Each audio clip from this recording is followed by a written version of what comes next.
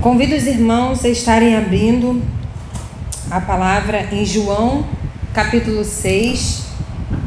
Vamos ler apenas 2 versículos, mas na verdade vamos passear por esse capítulo um pouquinho.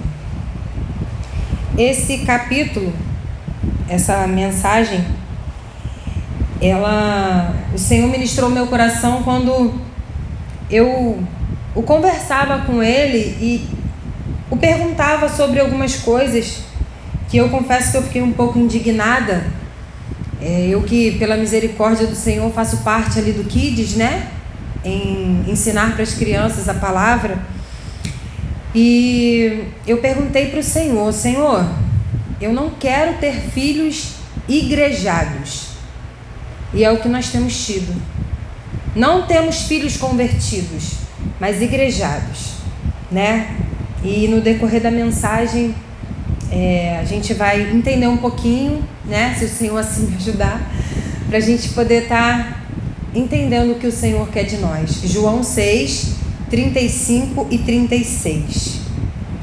Pai, eu peço a Ti, Senhor, que o Teu Espírito, Pai, venha sobre a minha vida. Pai, em nome do Senhor Jesus, assim como o Senhor falou comigo, Pai, assim como o Senhor ministrou o meu coração, eu peço, Pai, que não venha sair nada da minha boca que não seja de Ti. Que o Senhor venha, Pai, direcionar tudo o que for falado aqui, Pai. Que o Senhor venha me capacitar, Pai, que todo nervosismo, Senhor, que tudo aquilo que impede, Pai, da compreensão da Tua palavra, venha cair por terra em nome de Jesus, ó Deus. E eu te peço, Pai, faça como lhe apraz nessa noite, ó Deus. Que o Teu nome seja engrandecido, Pai, glorificado e exaltado, em nome de Jesus. E assim diz: E Jesus lhes disse: Eu sou o pão da vida. Aquele que vem a mim não terá fome, e quem crê em mim nunca terá sede. Mas já vos disse que também vós me vistes, e contudo não credes. Podeis assentar, irmãos. Então eu, falando com o Senhor, nessa minha indignação, porque eu falei: Senhor, eu não quero ter filhos igrejados, eu quero ter filhos convertidos ao Senhor. E se eu, pela misericórdia do Senhor, estou aqui no Kids, estou aqui para dar aula para as crianças, eu quero ver eles também convertidos ao Senhor, porque é uma responsabilidade de levar o Evangelho a eles. E o que o Senhor ministrou ao meu coração? Quem é Deus para você? Muitas das vezes nós falamos: Deus é meu Pai, Deus é amor, Deus é fogo consumidor, né? Falamos tantas coisas. E quem é Jesus para você? A gente costuma dizer, né? Jesus é o meu Salvador, é o meu Senhor. Mas Salvador de quê? E Senhor de quê? E eu peço que vocês prestem atenção em 2 verbos que está escrito no texto em que lemos, que é o ver e o crer, né? Como eu falei, e Jesus lhes disse: Eu sou o pão da vida, aquele que vem a mim não terá fome, e quem crê em mim nunca terá sede. Mas já vos disse que também vos me vistes, e contudo não credes. Esse verbo ver aqui, ele está traduzindo como perceber, conhecer, experimentar ou tornar-se conhecido. E o crer é depositar confiança ou confiar em Jesus como sendo Ele o único capaz de ajudar e nos conduzir a termos uma fé salvadora. Então, que a gente venha se ater a esses 2 verbos que vamos trabalhar muito no decorrer do texto aqui. E como eu falei, quem é Deus para você? Muitos dizem, né? Deus é amor. Sim, a palavra já diz lá em 1 João 4, versículo 7 a 11, o quê? Amados, amemo-nos uns aos outros, porque o amor é de Deus. E qualquer que ama é nascido de Deus e conhece a Deus. Aquele que não ama não conhece a Deus, porque Deus é amor, né? E só que Deus é amor não com o amor que o mundo nos apresenta. Não com um amor de interesse, mas é com um amor, né, além do que a gente pode entender, além do que a gente pode enxergar, como está em 1 Coríntios, capítulo 13, do 4 ao 7. O amor é sofredor, é benigno. O amor não é invejoso. O amor não trata com leviandade. Não se ensoberbece. Não se porta com indecência. Não busca os seus interesses. Não se irrita. Não suspeita mal. Não folga com a injustiça, mas folga com a verdade. Tudo sofre, tudo crê, tudo espera e tudo suporta. O amor nunca falha. Então, esse é o amor ao qual Deus é, né? Deus é amor como está escrito em 1 Coríntios capítulo 13. E Deus também é Pai, né? Muitas vezes, Deus é meu Pai. Sim, Ele é o nosso Pai. Mas Ele é o nosso Pai quando nós nos permitimos ser ensinado por Ele. Quando obedecemos, quando o reconhecemos quem Ele é. Eu creio que nós temos uma visão muito deturpada de Deus. Às vezes a gente pensamos a Deus, que nem um livro que a minha filha levou para casa para fazer uma lição, é o Pequeno Príncipe Negro. Ali a visão de Deus, Ele é um senhor barbudo que se ira se não fizer a vontade dele. Mas Deus não é assim. Deus, Ele se ira. Mas Deus é amor.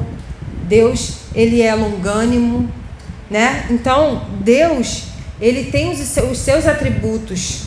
E nós precisamos reconhecer ao Senhor. Reconhecer quem Ele é e quem nós somos diante dEle. Se nós dizemos que Ele é soberano, e Ele é majestoso, né? Ele é o Rei da glória. Por que muitas das vezes, quando passamos por lutas, né? Por tudo na vida, nós achamos que estamos sozinhos, mas Ele não é o Rei da glória? E por que nós nos atribulamos? Por que nós temos o sentimento de que estamos sozinhos? Né? Muitas das vezes nós olhamos e temos assim, Deus está comigo, mas quando vem a luta, cadê Deus? Ele continua no mesmo lugar. Ele só espera nós reconhecermos que precisamos dele. Como está escrito em Provérbios, capítulo 3, versículo 6 a 7. Diz assim: reconhece-o em todos os teus caminhos, e ele endireitará as tuas veredas. Não sejas sábio a teus próprios olhos. Teme ao Senhor e aparte-te do mal. Então, a palavra ela nos ensina a reconhecer o Senhor em todos os nossos caminhos. Muitas das vezes, como aquele louvor, quero ser como criança. Muitas das vezes nós queremos ser adultos e tomar as nossas próprias decisões, achando que não precisamos do Senhor para tomar uma decisão, mais simples que seja da nossa vida. Mas o Senhor quer que venhamos a o reconhecer em todos os caminhos. E Ele vai endireitar as nossas veredas, porque a palavra também diz que para o homem os nossos caminhos parecem ser retos, direito.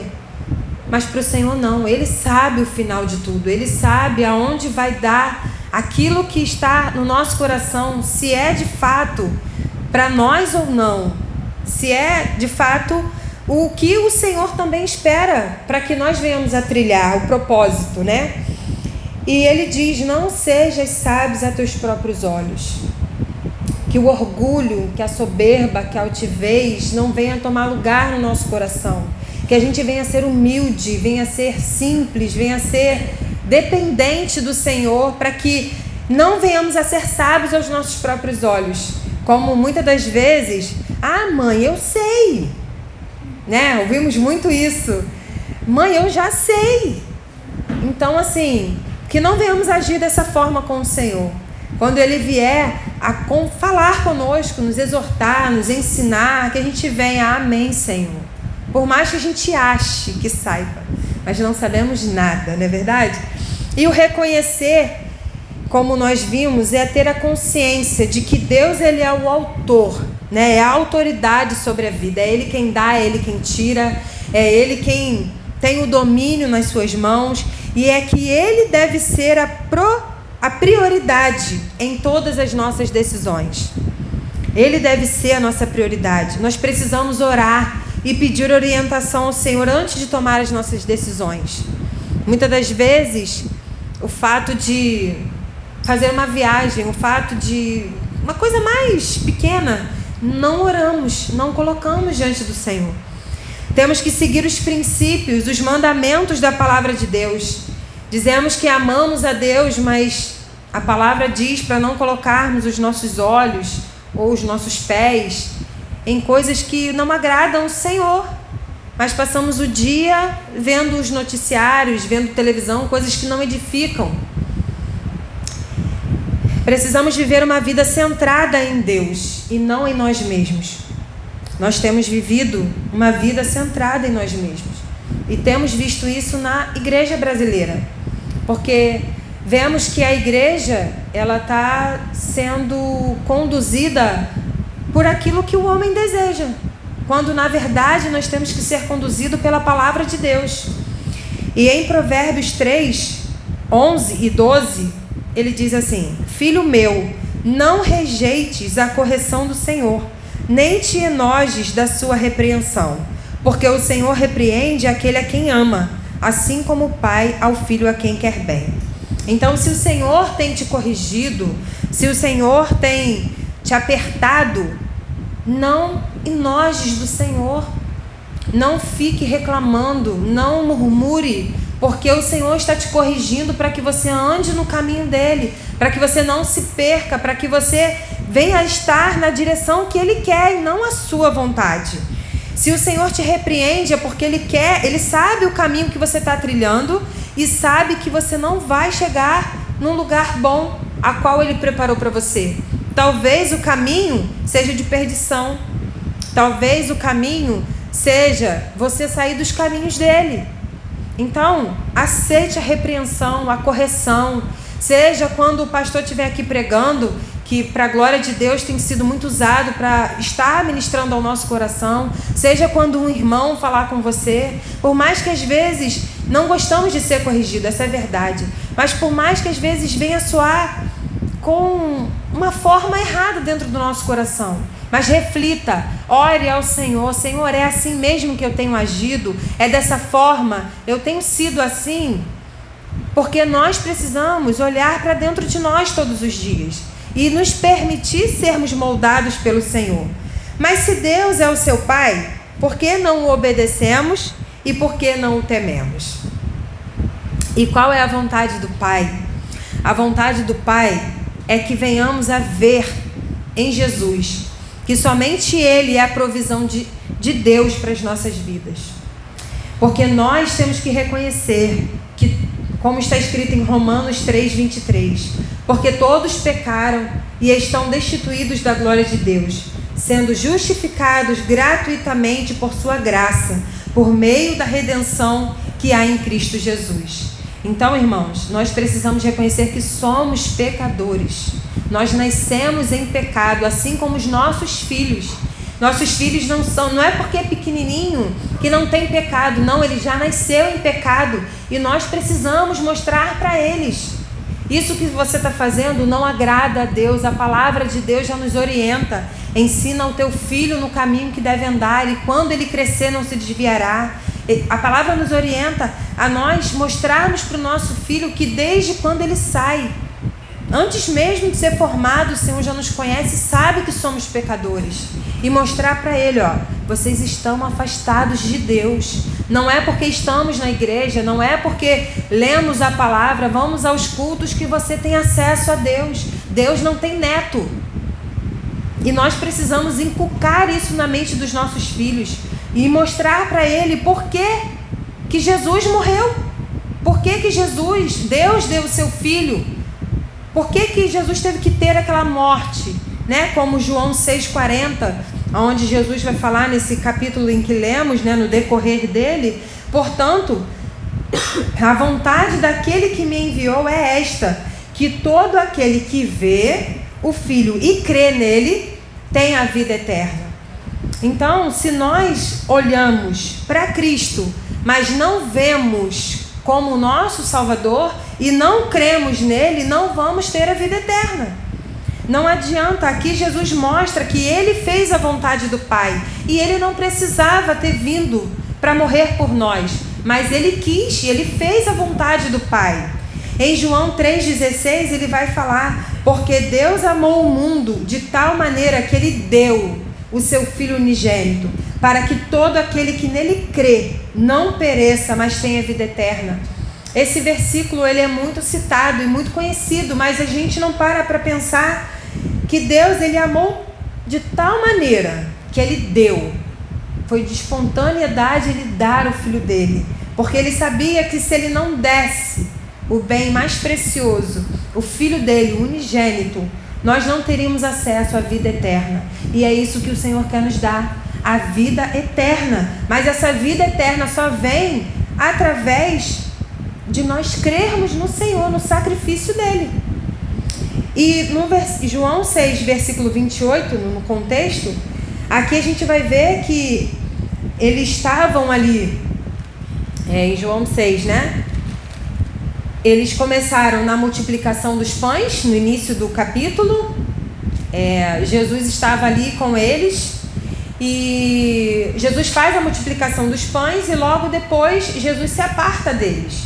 Mas no versículo 28 ele vai falar assim: e disseram-lhe, pois, o que faremos para executarmos as obras de Deus? No versículo 29, Jesus respondeu e disse-lhes: que creiais naquele que ele enviou. Então Deus não espera de nós obras grandiosas, coisas mirabolantes. Deus espera de nós que venhamos a crer no Filho dele. E não crer de palavras, mas crer de todo o coração, a ponto de gerar mudança, a ponto de forjar o caráter de Cristo em nós. E Deus espera que nós venhamos a crer na sua palavra. Como? Em João 1, do 1 ao 4, versículo 12 e 14 também, ele vai dizer o quê? No princípio, aquele que é a palavra já existia. A palavra estava com Deus e a palavra era Deus. Ele existia no princípio com Deus. Por meio dele, Deus criou todas as coisas e sem ele nada foi criado. Aquele que é a palavra possuía a vida e a sua vida trouxe luz a todos. Mas a todos que creram nele e o aceitaram, ele deu o direito de se tornarem filhos de Deus. Assim, a palavra se tornou ser humano, carne e osso, e habitou entre nós. Ele era cheio de graça e verdade, e vimos a sua glória, a glória do Filho único do Pai. Então é dessa forma, a palavra, Jesus é o verbo que se fez carne. Ele habitou entre nós, ele nos revelou a palavra, a qual a vontade do Pai para nós. Então, ele nos chama a crer nessa palavra, no sacrifício de Jesus. Aqui diz que no princípio estava com Deus. O verbo, estava com Deus, a palavra estava com Deus e o verbo era Deus. E assim ele se tornou, ele se fez homem, se fez carne e habitou entre nós. E Deus espera também que nós venhamos a obedecer os seus mandamentos. Temos os mandamentos do Senhor muitas das vezes de cor, mas na prática não temos nem um terço do que sabemos. É engraçado que me veio logo à memória Deuteronômio 6:5, que é: amarás o Senhor teu Deus de todo o teu coração, Está sempre na ponta da língua. Mas quando eu me deparei com Deuteronômio 10, versículo 12 e 13, ele fala muito mais forte ao nosso coração. Diz assim: agora, Israel, o que o Senhor seu Deus requer de você? Somente que você tema o Senhor, seu Deus, que viva de maneira agradável a Ele e que ame e sirva o Senhor seu Deus de todo o coração e de toda a tua alma, que guarde os mandamentos do Senhor e os seus estatutos, que hoje te ordeno para o teu bem. É o que o Senhor espera de nós. Se nós trocássemos aqui Israel e colocasse Maricá, ou colocasse cada um dos nossos nomes, o Senhor estaria falando para a gente. O que o Senhor requer de você? O que o Senhor requer de mim? Ele só requer que a gente venha temê-lo, que a gente venha o amá-lo, viver de maneira agradável a nossa vida. Como que nós temos vivido a nossa vida? Muitas das vezes, eu já escutei pessoas que se dizem cristã e dizem: eu sou crente, mas não pisa no meu calo. Então você não é crente. Porque nós precisamos refletir a Cristo e não o que nós somos, né?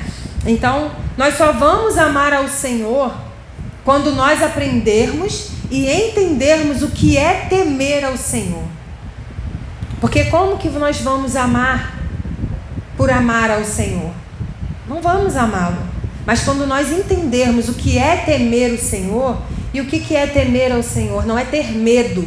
Temer é você ter reverência, é você saber quem Ele é você saber que diante dEle você não é nada.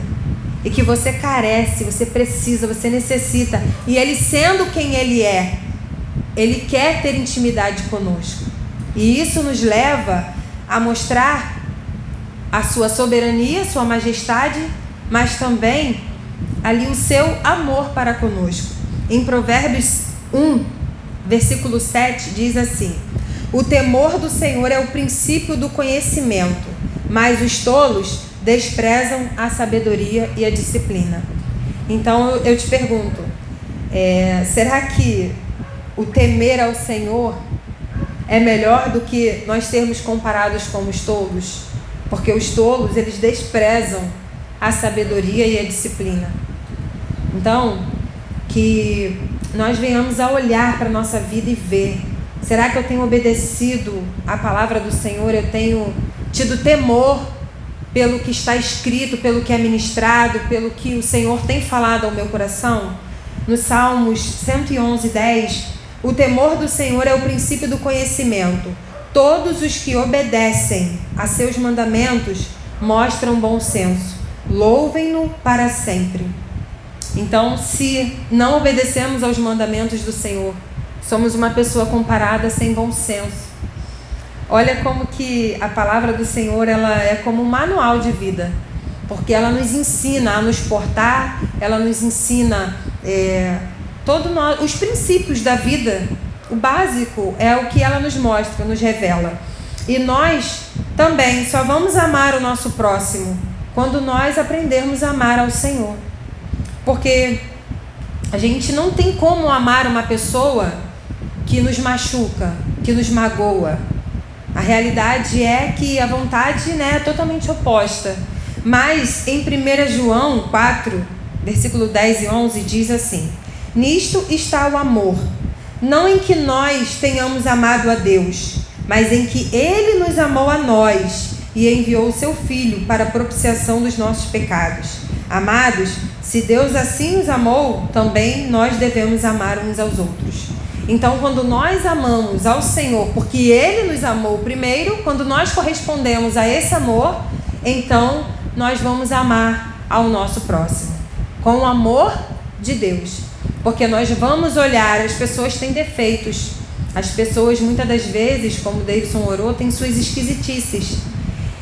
E eu falo para você, se você se chatear, se você se entristecer com o seu irmão, se você não gostar da forma que o seu irmão falar, uma brincadeira, chame ele no canto e fale: irmão, eu não gostei. Irmão, eu acho que não convém. Fala: eu fiquei chateado, fiquei triste. Porque nós precisamos ter esse relacionamento, ter essa maturidade. Muitas das vezes eu não gostei, eu saio da igreja, eu não volto mais. Mas entenda, você também está em obra, você também está sendo trabalhado, você também não só ajuda, você também machuca muitas pessoas. Então que nós possamos não somente curar, mas também se colocar no lugar do outro e compreender quando o outro chegar até você e dizer, uma coisa que talvez você não goste, ou uma forma, mas que você possa ter a humildade de falar: meu irmão, eu não gostei. Colocar em pratos limpos, ser sincero. E Deus, Ele corresponde à nossa obediência, mas Ele não depende de mim nem de você. para poder agir, mas Ele espera que eu e você, nós venhamos a caminhar de acordo com a vontade dEle. No texto base em que nós lemos, em João 6, 35 e 36, nós podemos ver um pouquinho disso, porque ele vai falar que o texto ele começa com a multiplicação de pães e peixes. Logo depois, Jesus, ele se aparta da multidão. E por que ele se aparta? Lá no versículo 15 explica: sabendo, pois, Jesus que haviam de vir arrebatá-lo para o fazerem rei, tornou a retirar-se ele só para o monte. E o que aconteceu? Ao entardecer, os discípulos de Jesus desceram à praia, entraram no barco e atravessaram o mar em direção a Cafarnaum. Então a gente vê que depois da multiplicação de pães, aquela multidão que estava ali, eles estavam esperando para fazer Jesus rei. Eles não estavam ali para querer servir ao Senhor, aprender mais da palavra. E aí Jesus fala com seus discípulos, eles entram no barco, vão para o outro lado do mar e Jesus se retira. Nesse contexto, abaixo vai falar também de quando Jesus caminha pelas águas, mas não vou me ater nisso. Lá no verso 22 vai falar assim, que no dia seguinte a multidão que tinha ficado, viu que os discípulos haviam pego um único barco dali e que Jesus não tinha entrado naquele barco. Então, quando a multidão viu que nem os discípulos e nem Jesus estavam ali, todos eles entraram no barco e atravessaram para Cafarnaum a fim de encontrá-lo. E no verso 25, e achando-o no outro lado do mar, disseram-lhe: Rabi, quando chegastes aqui? E a gente pode ver que Jesus, ele conhece o nosso coração. Muitas das vezes a gente chega diante do Senhor como se o Senhor não conhecesse o que há, o que passa dentro do nosso coração. Mas Jesus sabia que aquela multidão que havia atravessado o mar à procura dele e perguntou como que ele havia chegado ali, Jesus sabia que ele estava ali, não era só pelos milagres que eles viram Jesus realizar, mas eles estavam ali porque Jesus deu-lhes de comer. Eles ficaram saciados. Mas mesmo assim, mesmo que eles foram interessados apenas nos milagres que eles viram, ainda havia possibilidade de salvação para aquele povo. Porque Jesus, ele começa a falar com eles, como nós vamos ver, aquilo que verdadeiramente eles precisavam buscar. E eu me perguntei, o que nós viemos buscar aqui nessa noite? O que talvez a gente veio aqui porque o nosso coração está aflito, talvez porque precisamos de uma cura, talvez porque nos encontramos em algum problema e não achamos solução, e quando estamos aqui, o nosso coração ele fica mais abraçado pelo Senhor, não sei. Eu não sei o que você veio fazer aqui, o que te faz vir aqui todo culto quando temos. Eu só sei de uma coisa, que por mais que você veio buscar uma solução, ou está buscando por aquilo que você está passando, o Senhor, ele está aqui, e além daquilo que você está buscando, ele quer te dar a salvação, não somente a bênção. Não queira a bênção, mas queira o abençoador, queira Cristo, queira a salvação a qual ele traz para nós nessa noite. No verso 26, Jesus respondeu para eles: eu lhes digo a verdade, vocês querem estar comigo, não porque entenderam os sinais, mas porque lhes dei alimento. E é forte essa passagem porque, como se soa para nós, nós estamos aqui por quê? Porque o Senhor nos deu o alimento no culto passado, e aí a gente se saciou e quer mais um pouquinho hoje. Não, irmãos, não vamos querer apenas o alimento do culto, daqui da palavra. Nós vamos querer Ele como nosso alimento diário, como o Senhor da nossa vida, da nossa alma, o centro de tudo daquilo que nós temos. E no verso 27, o Senhor vai falar, vai exortá-los: não se preocupem tanto com coisas que se estragam, como a comida, mas usem suas energias buscando o alimento que permanece para a vida eterna, o qual o Filho do Homem pode lhes dar. pois Deus, o Pai, colocou em mim seu selo de aprovação. E o Senhor também fala para a gente, não se preocupe tanto com as coisas que se estragam, não se preocupem com a comida, com o que você vai comer, beber ou vestir. O Senhor provê isso tudo para a gente. O que nós temos na nossa despensa hoje ou amanhã, o Senhor sabe e Ele vai prover. Então, que o nosso coração não esteja aflito com isso. Como a palavra diz, você vê as aves do céu, não semeiam, não plantam e assim eles têm a provisão. Os lírios do campo são vestidos pelo Senhor. E assim o Senhor também diz para a gente, não se preocupe com tantas coisas. E Jesus falou aqui também 2 tipos de alimento. Um para o corpo, que apesar de necessário, não é o mais importante, e trago para a nossa vida, como eu falei, trabalhar é necessário, mas cuidar da sua família também é necessário. Trabalhar é necessário, mas nós precisamos entender que não podemos deixar o momento de estar com a nossa família na casa do Senhor, ou até mesmo num passeio, ou até mesmo dentro da nossa casa, tendo a nossa comunhão. Porque muitas das vezes queremos trabalhar dia, noite, noite, dia, fazer hora extra, trabalhar sábado, trabalhar domingo e esquecemos de dar a prioridade para a nossa família, de dar atenção a eles. E Jesus falou isso também. E o outro alimento é para o seu interior, é o espiritual, é o espírito, que é o mais essencial. O povo, ele não precisava de alimento. Eles haviam comido no dia anterior, queriam comida no dia seguinte, quando eles foram buscar o Senhor. Mas o Senhor falou para eles, não é esse alimento que vocês devem buscar, mas o alimento que traz a vida, e a vida eterna, porque a vida é uma dádiva de Deus, é um presente de Deus para nós. Nós vamos deitar hoje, não sabemos se vamos acordar amanhã.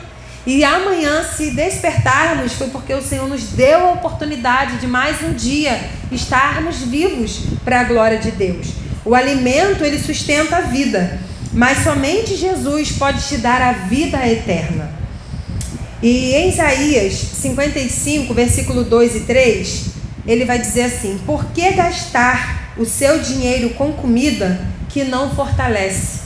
Por que pagar por aquilo que não satisfaz? Ouçam-me, e vocês comerão o que é bom, e se deliciarão com os alimentos mais saborosos.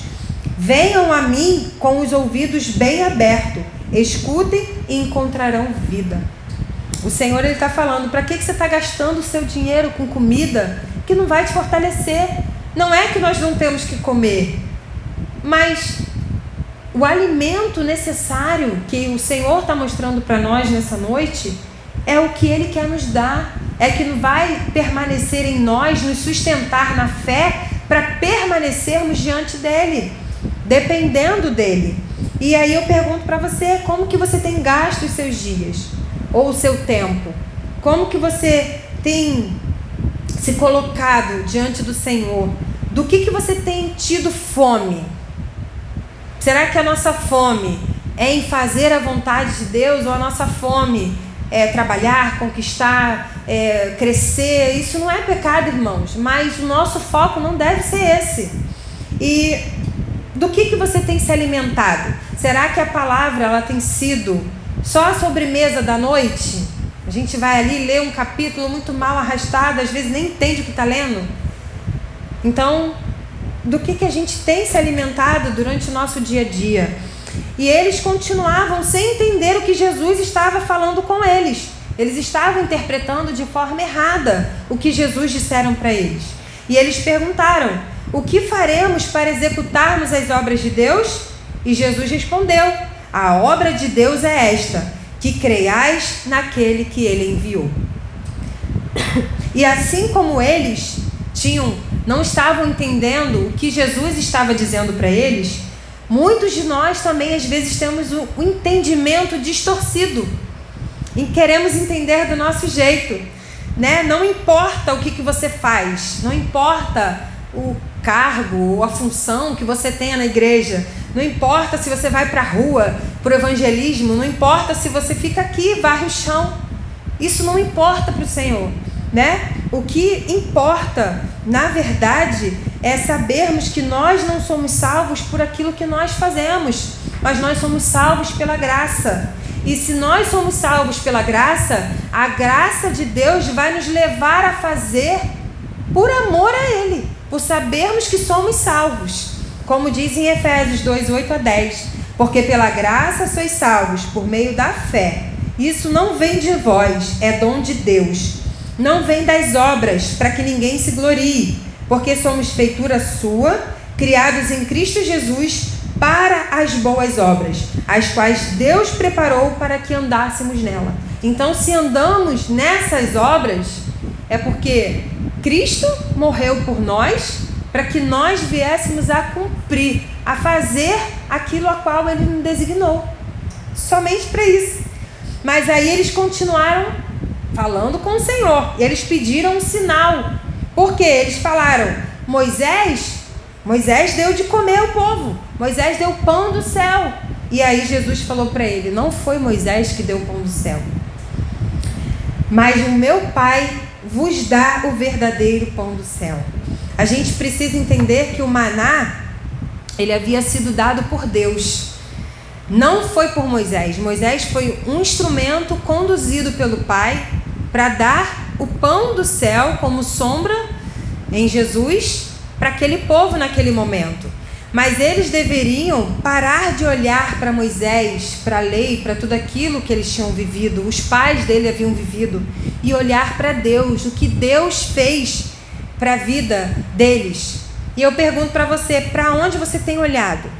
Para quem você tem olhado? Ou para que você tem olhado? Será que, talvez pela tradição da nossa família também, né, que muitos de nós às vezes carregamos aquela tradição familiar, ou, sei lá, para algum ídolo, para alguém que a gente segue. E o interessante, quando essa pergunta veio ao meu coração, eu fiquei pensando, eu sigo uma nutricionista que ela levanta todos os dias 5 horas da manhã para poder ler livros da qual ela faz parte, do ramo dela, de conhecimento. E aquilo eu falei assim, meu Deus, se ela levanta 5 horas da manhã para ler o livro de conhecimento, nós que somos cristãos não nos esforçamos para ler a palavra, que é viva, que nos traz vida, que nos traz instrução, que nos traz o Espírito Santo dentro do nosso coração cada vez mais vivo e aceso, para a gente ter uma bússola do nosso dia, ser guiado pela palavra de Deus. E isso me confrontou, porque eu falei, nós seguimos muitas das vezes parâmetro da vida dos outros, mas nós precisamos seguir a palavra de Deus, e não é os ídolos, ou sei lá, o que a gente quiser rotular, né? Nós temos que olhar para Deus e ver tudo que Ele nos deu, tudo que Ele tem feito na nossa vida, tudo que Ele tem dado para a gente. E, irmãos, o bem mais precioso que o Senhor nos deu, nem prata, nem ouro, nada, nem toda a riqueza desse mundo pode comprar, não pode se comparar, porque Ele nos deu Jesus, o seu único Filho, o Filho de Deus amado, unigênito, e através dele nos deu a salvação, e que nada compra isso. Só que nós precisamos clamar ao Senhor para que as escamas dos nossos olhos venham cair e os nossos ouvidos venham se abrir para que a gente entenda. Porque muitas das vezes nós falamos isso, mas não temos o peso da palavra. Nós não entendemos na essência. E Deus espera também que a gente venha a nos comprometer com aquilo que nós mesmos decidimos, que é o Evangelho e o serviço a Cristo. Nós viemos aqui na frente, levantamos a mão, eu aceito a Cristo. Na verdade, nós não aceitamos, foi Ele que nos aceitou e nos chamou, né? E a gente precisamos nos comprometer com isso. E o que é a decisão que você tomou? É só levantar a mão, vir à igreja, ou tomar a ceia, o amém, aleluia, e fazer parte de algum ministério e amém? Não. Ele quer que a gente venha se comprometer com Ele. E o comprometer-se é uma promessa recíproca. Como assim? Aqui Jesus ele falou, eu sou o pão da vida, aquele que vem a mim não terá fome, e quem crê em mim nunca terá sede. Então, Jesus ele está dizendo que ele é a fonte. Se nós formos até ele, não teremos fome. Se nós nos colocarmos na posição do que nós precisamos ali, nos humilhar na presença de Deus, reconhecer quem nós somos, a gente vai entender. Porque a nossa fome, e a fome do que o Senhor está falando aqui, não terá fome, é a fome da nossa alma. Se a gente parar para pensar, há um vazio dentro de nós que nada preenche. Podemos ter carro, podemos olhar para a vida de muitos famosos. Tem carro, tem fama, tem dinheiro e nada preenche. A gente vive uma vida de querer a qualquer jeito e a qualquer custo satisfazer os nossos caprichos, as nossas vontades, dar o do bom e do melhor para nossa família. Isso não é pecado, como eu já falei, mas a gente precisa entender o que Jesus está querendo de nós, que a gente preencha a fome da nossa alma, não a fome do nosso estômago. E Jesus também está dizendo que se nós olharmos para a cruz e nós entendermos o preço que foi pago ali, que o corpo dele foi dilacerado, foi moído, foi rasgado por causa dos meus pecados, dos nossos pecados. Será que nós temos noção que aquilo que foi feito com Jesus era para ser em nós? Só que foi feito em Jesus, e por ele ser perfeito, por ele não ter pecado, ele não pecou, ele ressuscitou o terceiro dia para a glória de Deus. E aqui o Senhor continua falando que a nossa dívida ela foi paga, ou é paga, né? Caso ainda a gente não tenha se rendido ao Senhor. Mas quando nós nos rendemos e nos comprometemos a Ele, essa dívida é paga. Então que a gente também não permita que o diabo, o inimigo das nossas almas, venha minar a nossa mente em colocar pensamentos contrários. Porque Ele pagou. O que o Senhor espera de nós é que venhamos a nos humilhar quando pecar, que venhamos a nos arrepender, reconhecer: não, Senhor, eu pequei porque eu quis. Porque a verdade é essa, a gente peca sabendo que pecou. Então que a gente venha rasgar o coração: Senhor, me perdoa, eu pequei porque eu fui fraco, pequei porque eu não te busquei, pequei porque eu não meditei na tua palavra, eu não me enchi, eu não busquei o Senhor como a tua palavra diz, que tu és o meu refúgio, a minha fortaleza, porque a palavra diz que nós não somos tentados além do que possamos suportar. Então se caímos, é porque não temos feito o básico, que é nos encher da presença do Senhor, da palavra dEle, de buscar, de depender dEle. E Jesus, irmãos, Ele é o Cordeiro de Deus que tira o pecado do mundo. E independentemente do meu e do seu pecado, Ele quer tirar o nosso pecado nessa noite. Porque a verdade é que nós pecamos todos os dias. E eu creio que o maior pecado que nós possamos praticar é o pecado de negligenciar a leitura da palavra.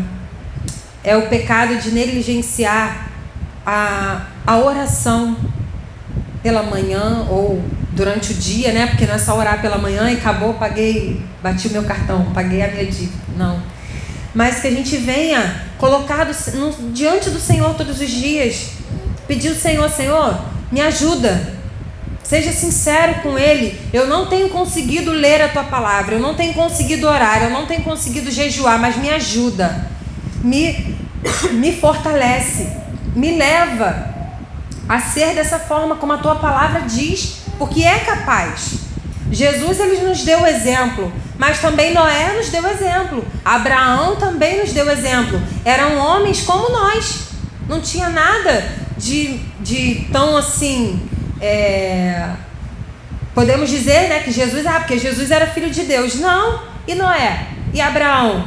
E Paulo? E José? O que levou eles a permanecerem, a resistirem, a continuar firme na fé? Foi a presença, foi a palavra, foi a busca, foi a entrega. Então, eu não sei, né, o que tem te impedido de buscar o Senhor, ou o que tem esfriado o seu relacionamento com Cristo, se os problemas, se é o marido, se é a esposa, se é os filhos, se é a dívida, não sei. se é a correria do dia a dia, porque parece que o dia reduziu, não são 24, são 12 horas, né?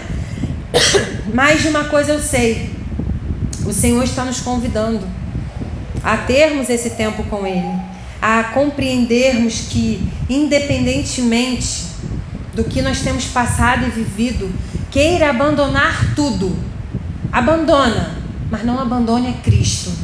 Porque muitas das vezes passamos por problemas e a primeira coisa é: eu vou sair da igreja, não está dando mais. Não, irmãos, não é a igreja que te salva, mas é Jesus Cristo.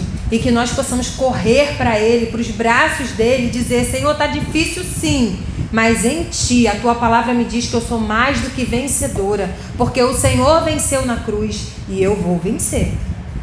Então que nós possamos ter na ponta da nossa língua a palavra. E quando nos encontrarmos dessa forma, né, nessas situações, nós declararmos a palavra. Porque é ela, assim como Jesus nos deu exemplo. Quando o diabo foi tentar a Jesus, o que ele falou? Está escrito. A todo tempo está escrito. Quando ele foi à sinagoga, o que ele falava? Lá para os sacerdotes, para os fariseus, está escrito. E nós precisamos andar assim também, está escrito. Está escrito o quê? Que Jesus voltará para nos buscar, que Jesus está conosco todos os dias, até a consumação dos séculos, que Ele vai nos sustentar, que Ele vai nos ajudar, nos capacitar, nos revestir. Então está escrito e nós precisamos tomar posse do que está escrito. E Ele vai dizer: aquele que vem a mim não terá fome. Por quê? Porque somente Jesus pode saciar a nossa fome, a fome da nossa alma. E o interessante é que em Hebreus 10, versículo 8 a 10, diz assim: primeiro Cristo disse: não quiseste sacrifício nem oferta, nem holocaustos, nem outras ofertas, nem te agradastes dela, embora sejam exigidas pela lei. Aqui o contexto, Jesus está falando que lá atrás, na lei, eram exigidos, né? Sacrifícios, ofertas, como nós estávamos lendo em Levíticos. Mas Jesus acrescentou: aqui estou para fazer a tua vontade. Ele cancela a primeira aliança a fim de estabelecer a segunda. Não é que Jesus não cumpriu a lei, ele cumpriu, mas ele cumpriu a lei a fim de estabelecer a segunda. E qual é a segunda? Como está escrito aqui, no versículo 10, pois a vontade de Deus era que fôssemos santificados pela oferta do corpo de Jesus Cristo de uma vez por todas.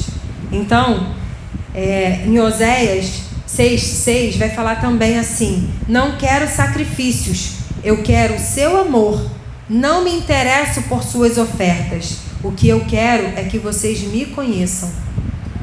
Então, o Senhor, Ele não quer o nosso sacrifício, oferta, né, como era na lei, e muitos de nós às vezes achamos que o fato de estarmos aqui, nós estamos pagando alguma coisa para o Senhor. Não, o Senhor quer de nós que andemos em santidade, em santificação, buscando, conforme assim Ele andou, nós andarmos também. Essa é a oferta que Ele nos ofereceu, através do corpo de Cristo, sermos santificados, justificados por Ele. E Ele quer que a gente venha o conhecer.